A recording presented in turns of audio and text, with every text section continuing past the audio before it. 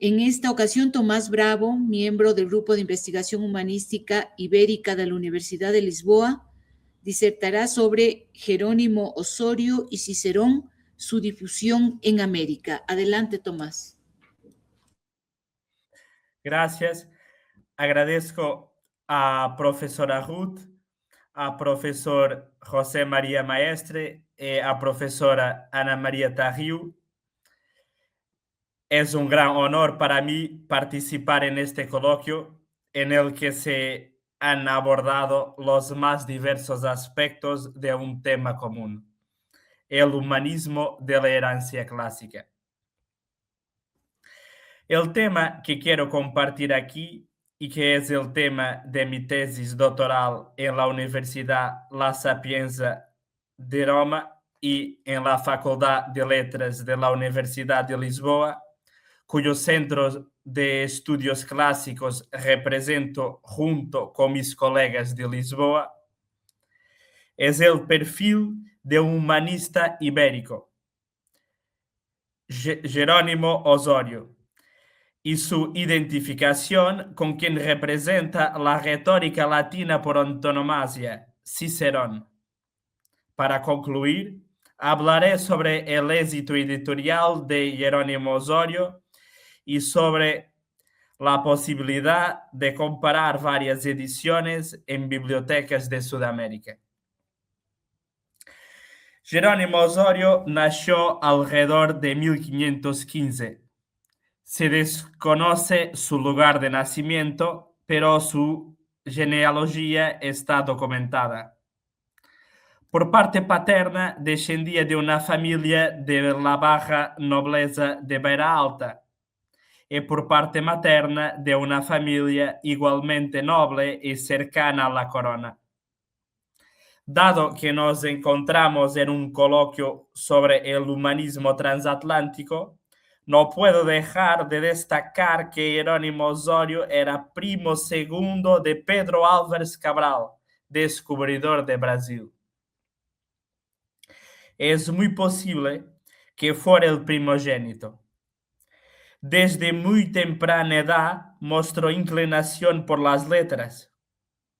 Su formación se desarrolló entre Salamanca, París y Bolonia, tres grandes centros culturales de la época. Bolonia fue la ciudad que más le marcó. Allí profundizó sus conocimientos en filosofía, teología y patrística. En Bolonia escuchó a los maestros que más le marcaron: Andrea Alciato, Achille Bocchi, Ludovico Boca di Ferro. En Bolonia pudo admirar a figuras intelectuales que eran al mismo tiempo príncipes de la Iglesia. Osorio dejó constancia de su admiración por los cardenales Pietro Bembo, Gasparo Contarini y Jacobo Sardoletto. En Bolonia entabló amistad con personas con las que mantendría correspondencia durante toda su vida: Antonio Agustín, Jean Matal y Carlos Sigonio. Fue en Bolonia, finalmente, donde se sensibilizó con el modelo de Cicerón y redactó su primera obra en estilo ciceroniano. Como no tengo tiempo para hablar de todos los contenidos de las 20 obras que escribió Jerónimo Osorio, voy a hablar en particular de la primera y después del tríptico ciceroniano. Publicada en Lisboa en 1542 con el título De Nobilitate Civile et Christiana, consta de un total de 5 libros en latín dedicados al infante don Luis, hermano de don Juan III, que le había pagado los 2 años de estudios en Bolonia. Cumpliendo con el deber de dedicar una obra al mecenas que le había pagado los estudios, Osorio elige un tema que desde los tiempos del convivio de Dante Alighieri constituía un importante debate en Italia, la nobleza. Jerónimo Osorio trató la nobleza como un problema moral. En primer lugar, por la convicción de que todo el cuerpo político debe estar formado por un núcleo fuerte y que ese núcleo no puede tener su estructura en una simple red de derechos y privilegios. El cuerpo político debe estar constituido por una élite orgánica y humanísticamente formada. Así, en una clara alusión al De Officiis, que aunque no se cita, se da por sobreentendido, Osorio revela que la nobleza es algo que se puede alcanzar y se puede perder. Se alcanza mediante tres virtudes y dos artes: justicia, valentía, beneficencia, elocuencia y derecho civil. Nada más ciceroniano. Y se pierde mediante los vicios opuestos: injusticia, cobardía y avaricia. Una afirmación tan clara de la nobleza como virtud del ánimo estaba destinada a circular por toda Europa. Se trató del Tratado sobre la Nobleza con más ediciones en toda Europa. Hablo de un total de 27 ediciones latinas. Fue la primera obra de un autor portugués traducida al francés en París en 1549. Fue la segunda obra de un autor portugués traducida en inglés. Tuvo incluso una segunda edición francesa en el siglo XVII. Se editó en España en las imprentas, primo en la Complutense en 1568 y luego dos ediciones en Bilbao en 1578. Digo entre paréntesis que esta es la única obra de Osorio traducida al español. Fue traducida en 1957, es decir, incluso antes de la traducción portuguesa, que es de los años 90, por el jurista Ángel Sánchez de Agüeros y la Torre. Se trata de una elegante traducción. Con la imagen de Cicerón Homo Novus, que se afirmaba la legitimidad de la nobleza de la formación humanística y con ella la creación del concepto moderno de nobleza de toga. Recuerdo que este nombre, Cicerón Lusitano, fue dado por primera vez a Osorio por el dramaturgo español Lope de Vega en sus obras no dramáticas. Otros españoles contemporáneos citaron y admiraron a Osorio. Son ejemplos paradigmáticos Fra Luis de Granada y Fra Luis de León. Tal exordio sobre la nobleza, Osorio, tras el exordio sobre la nobleza, Osorio pensó seriamente en un proyecto mayor. Quería escribir desde una perspectiva cristiana las tres obras de Cicerón que, según la tradición, se habían perdido. Para reparar el daño causado por la voracidad del tiempo, que había aniquilado el pilar más importante de la filosofía práctica romana, decidió escribir tres diálogos, uno sobre el Estado, otro sobre la gloria y otro sobre la consolación. El primer diálogo fue sobre la gloria. El tema ciceroniano se abordó desde una perspectiva cristiana. Es necesario desear la gloria para llevar a cabo grandes empresas. Hay que saber buscar la virtud en la ambición. La obra tuvo su primera edición en Coimbra en 1549. Después escribió una obra intitulada De Regis Institutione et Disciplina. Esta obra es sin duda la obra maestra del humanista Osório. Como saben, la educación del rey era un arquetipo. Escribir una obra sobre la educación del rey era una forma de reflejar cuál era el mejor modelo de educación. Hay páginas extraordinarias. Ya he hablado de varias de estas páginas con la profesora Ana María Tarriu, que nos está escuchando, sobre todo de la disputatio que se desarrolla a lo largo de varios libros del diálogo sobre la utilidad de la filosofía. ¿Convenía al rey saber filosofía?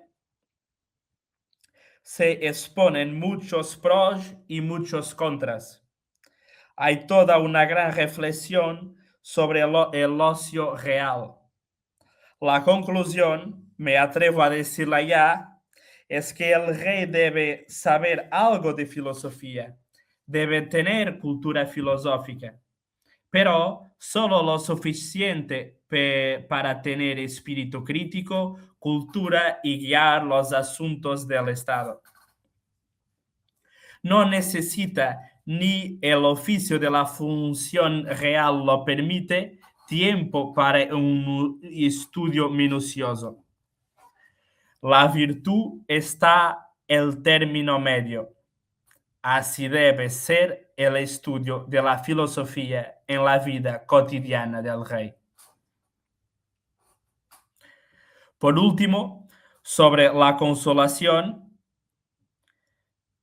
Jerónimo Osório hizo una paráfrasis al libro de Job, fusionando los géneros literarios del tratado y la paráfrasis. La moraleja es una reflexión religiosa y humanística. Aunque pase por muchas tribulaciones, el justo siempre será consolado. En la obra de Jerónimo Osório, que busca una armonización total del patrimonio clásico con la teología, hay una fusión del mensaje sapiencial del Antiguo Testamento con la búsqueda del arte de vivir que era típica de la filosofía romana. En mi tesis doctoral, mi objetivo no es solo enumerar a los numerosos temas doctrinales de la obra de Jerónimo Osório, sino también presentar varias características de su estilo latino. Del mismo modo que el neogótico toma elementos del gótico y los aplica en un contexto artístico diferente, también los ciceronianos del Renacimiento aplican características del estilo de Cicerón según el género literario y la finalidad de su discurso. En Osório, por ejemplo, no solo se preocupa por la simetría del periodo o el uso de varias figuras de una retórica resonante, como la anáfora, la antítesis y la secuencia de preguntas, sino que también elige cuidadosamente el léxico, lo que se traduce en abundancia y variedad. Todas las repeticiones y alternancias de vocabulario son premeditadas. Y todo el texto está tejido con gran sobriedad de citas. Dada la extensión de la obra, son pocas las autoridades citadas. Las citas son escasas para no romper el ritmo de la lectura y, cuando existen, son extremadamente funcionales. Se prefieren las citas de poetas a las de filósofos. Los versos de los poetas citados suelen servir para ilustrar la realidad teorizada. Por todas estas características, las obras de Osório se consideraban muy agradables de leer. El estilo rico, musical y fluido para tratar temas graves hizo que Osório se convirtiera en el autor portugués más leído de los siglos XVI y XVII. El ciceronianismo literario no puede separarse del aspecto moral del modelo de Cicerón. Aunque el siglo XIX contribuyó en gran medida al prejuicio de que la filosofía romana es una mala copia de algunos tópicos de la filosofía griega, borrando durante más de 100 años los pilares de la inteligencia romana, que son Lucrecio, Cicerón, Séneca y Marco Aurelio, conviene recordar que en la Edad Media Cicerón siempre fue considerado una autoridad, un sabio. Cicerón es citado unas 400 veces en la obra de Santo Tomás de Aquino y aún hoy no se ha realizado un estudio sistemático sobre la influencia del Arpinate en la obra del príncipe de los teólogos medievales. Para Osório, Cicerón es el mega zaner kai filopatris, gran hombre amante de la patria, que Plutarco describe en la biografía que escribió. Estoy seguro de que Osório asimiló este aspecto en sus misiones como consejero real y obispo. Osório fue obispo del Algarve de 1564 a 1580 y desempeñó un papel muy importante desde el punto de vista social, construyendo graneros para los campesinos, regularizando los impuestos de los pescadores y fomentando la enseñanza de las primeras letras mediante la fundación de escuelas en varios puntos de su diócesis. Los modelos de la antigüedad deben entenderse también por la forma en que fueron recibidos a lo largo de los siglos. Si Aristóteles gozó de gran fortuna en la escolástica del siglo XIII por la utilidad para la teología de su enfoque lógico realista, si Platón gozó de especial interés en el siglo XV por la novedad que su filosofía ultrarrealista podía aportar a temas tanto de la filosofía práctica, política, como de la filosofía espiritual, con gran relevancia para la mística. Si Horacio gozó de gran esplendor en el siglo XVIII, admitido unánimemente como el siglo de Horacio, por la versatilidad del cultivo de la lírica, tanto intimista como cívica, en la exaltación de la cultura de sociedad del periodo barroco, no cabe duda que el siglo XVI fue el siglo de Cicerón, el siglo de la perfección de la forma, el siglo de la elocuencia, el siglo de la belleza de la palabra revivida. Este es el siglo de la palabra revivida. Jerónimo Osorio fue el exponente, el nuevo Cicerón, el Cicerón revivido del siglo de la mayor fortuna de Cicerón. Tras esta digresión, vuelvo al tema de las obras y sus ediciones para acercarme a la conclusión. Quiero hablar solo de una obra más y con ella entrar en el tema de la circulación editorial. Jerónimo Osorio, a petición del cardenal don Enrique, realizó una traducción al latín de la crónica del rey don Manuel escrita por Damião de Góis. Era necesario traducir al latín las empresas portuguesas y difundirlas por Europa. Esta obra, aunque no fue escrita por Jerónimo Osorio, fue una de las más que contribuyó a su éxito. Tuvo un total de 11 ediciones en latín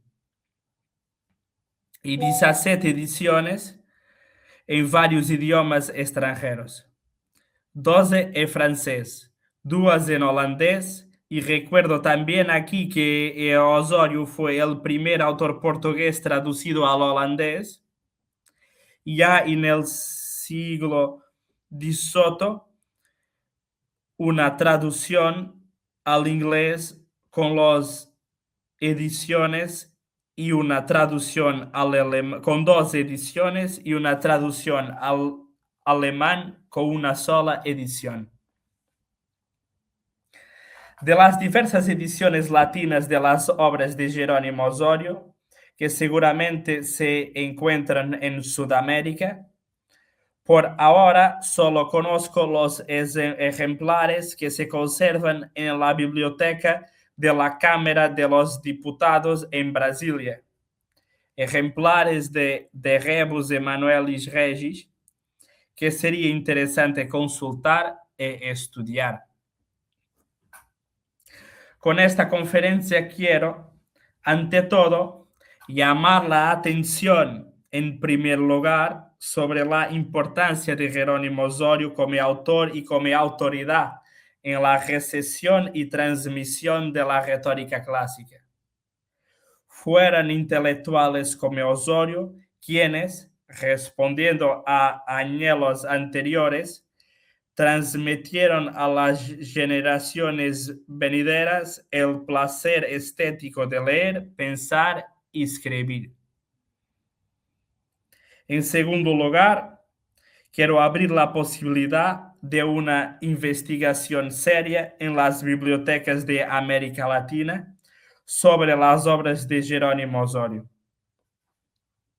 Quiero creer que un escritor leído y publicado en América moderna como Osorio seguramente tuvo varios de sus libros viajando a América.